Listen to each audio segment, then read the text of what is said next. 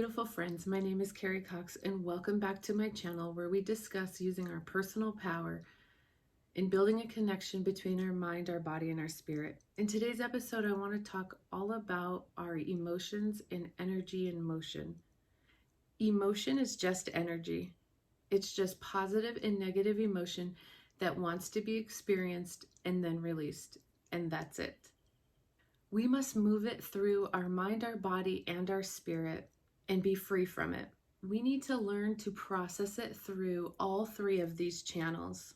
If everything is energy, then emotion is just energy in motion.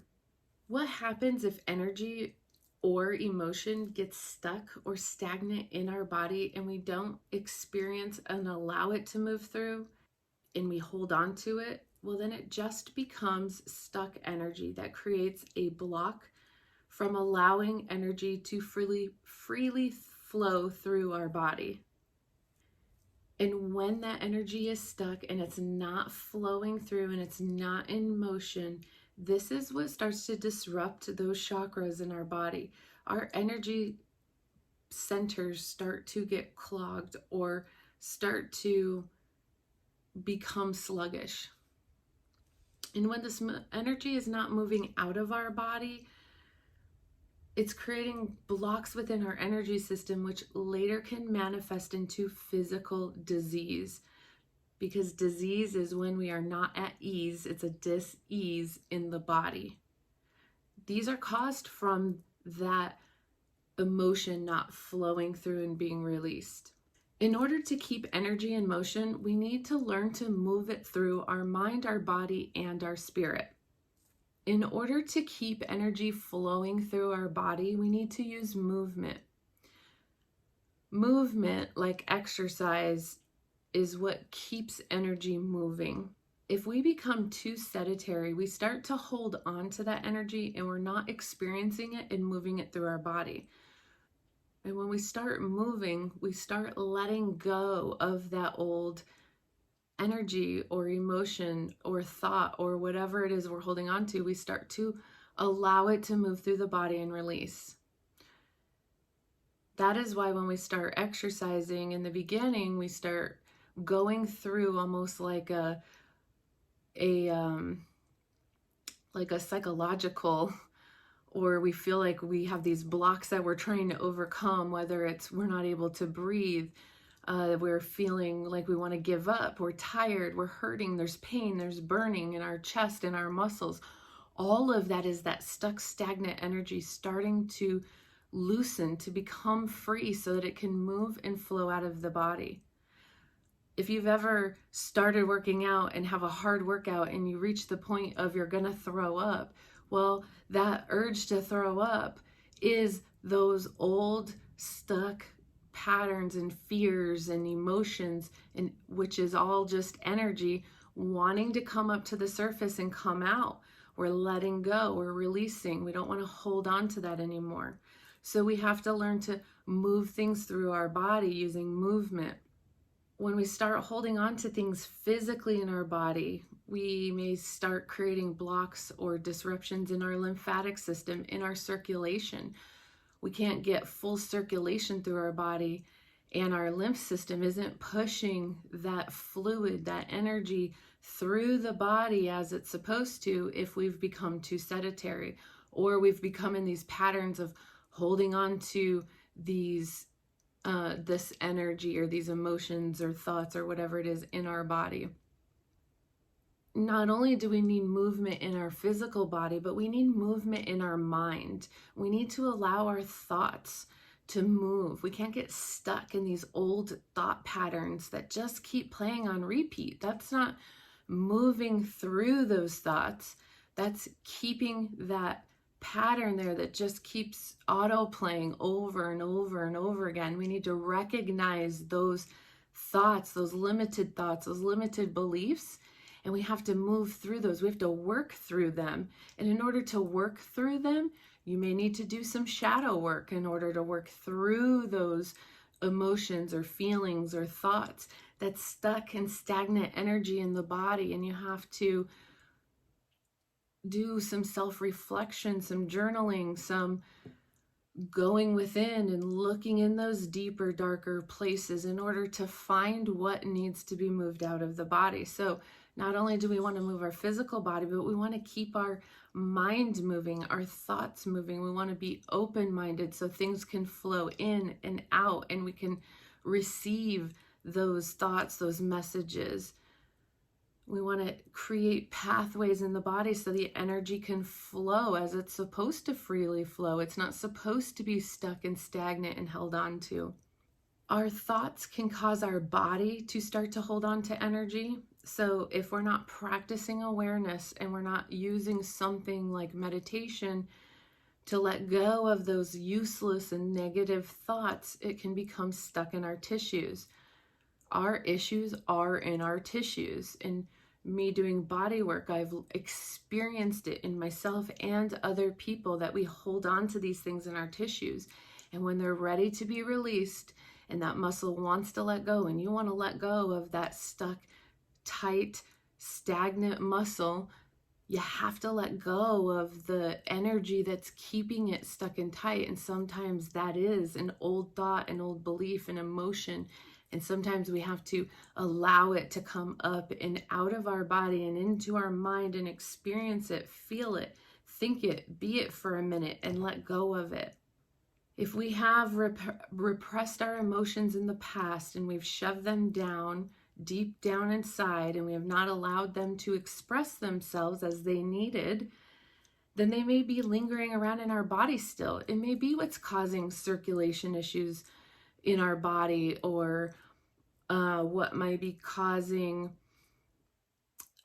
weight to not come off, or a million other physical problems it could be associated to in the body. But if we aren't allowing ourselves to release and we're holding on to it, then it becomes that stuck energy. And our body is so amazing how it is built, how the systems within it are built, that naturally our body releases things through excretion. So our body knows that it needs to sweat to let go of stuff. Our body knows it needs to urinate to let go. It needs to poop in order to let go. And we also need to cry in order to let go, because those tears are releasing stuck energy in the body. And so our body naturally has ways of excretion. Well, we have to allow those are automatic body mechanics that are designed and built into the body to do it for us. We don't have to think about urinating. We don't have to think about sweating. It takes over and the body does it. But we do have to think about and make a choice about letting go of things we're holding on to. We have to be self-aware. We have to be aware of what we're holding on to in order to let go of it. So we do have to integrate this connection between our mind and our body in order to realize what those are and to work through those things and to allow them to move through the body and release.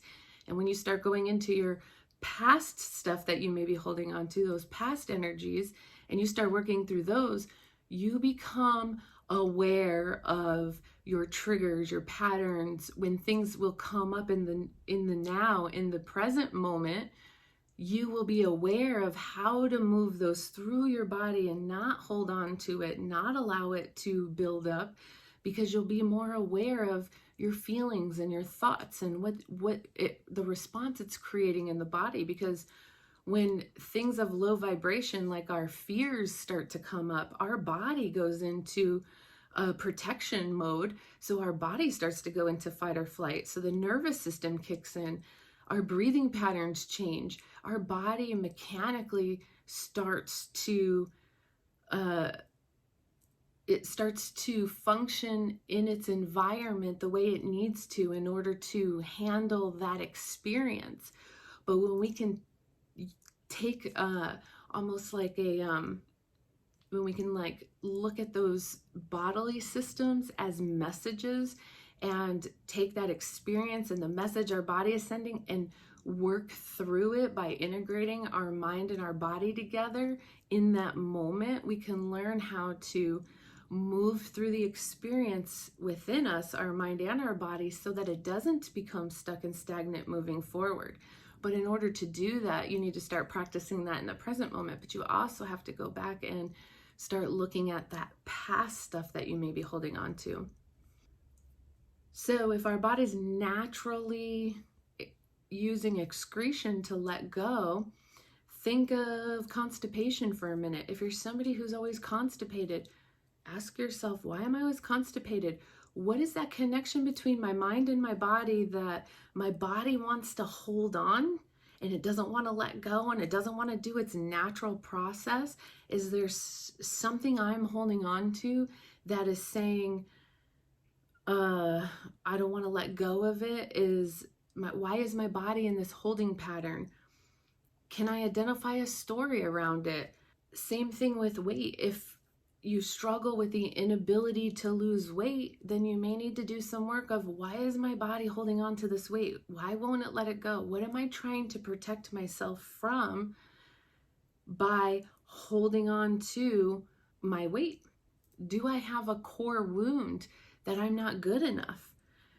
When we feel like we're not good enough, it may bring up because if you're saying I'm not enough and you start to believe you're not enough, you may start to believe that nothing is enough. So maybe you start building this wound around scarcity, and you start feeling like you have to hoard things, you have to hold on to things around you. So if you have to physically hoard, what are you doing in your energy field? You're holding on to probably a lot of energetic debris because you're afraid to let it go. Because if you let it go, will you have enough? If you're holding on to money, is it because you're scared you're not going to have enough money in the future? Is that a scarcity issue of not enough? Or do you allow money to freely flow in and flow out in a nice rhythm because you know that there's always going to be enough? You are a co-creator of your life. There will always be enough for you and everyone else. If someone else is suffering from those blocks, well, that's a pattern or belief or a block within them that has been created, and maybe through something in their upbringing or their family. When we're talking about excretion, so our tears are a way for us to express and move through and release an emotion. So if you're going to cry in a moment, allow yourself to cry. Who cares who's around and who's judging? If you feel the need to cry, if you start holding it back, now you're holding in again. You're repressing that physical sensation that needs to happen to release. And then you're also holding on to the energy behind the reason that sensation is even coming forward to begin with. So if we hold our tears in, they become backed up. And eventually this causes this dam that starts to get backed up, and then at some point it boils over and it breaks and you have to release. So if you're not conscious about it, it comes out in the wrong moments where you've been holding it in and it explodes, and you release it, and then you unleash it onto and project it onto someone else who it may have just been this little issue that turns into this huge ordeal where you're crying, and it really doesn't even become about the conflict that was at hand in the present moment. It's all of this past stuff that has been backed up that overflows out.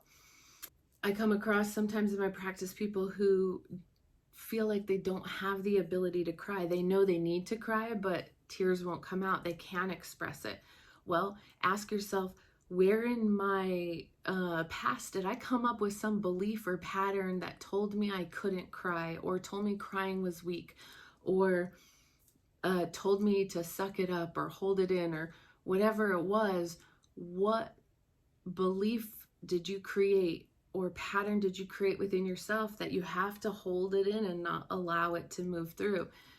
Find the belief and allow that belief to come up and move it through and move it out of your body and let go of it, so that in the future you can cry those tears when you need to. As children, if we ever felt that we were not able to express our needs or our wants from our caregivers, then we may be holding on to emotions and tears that just truly need to be expressed.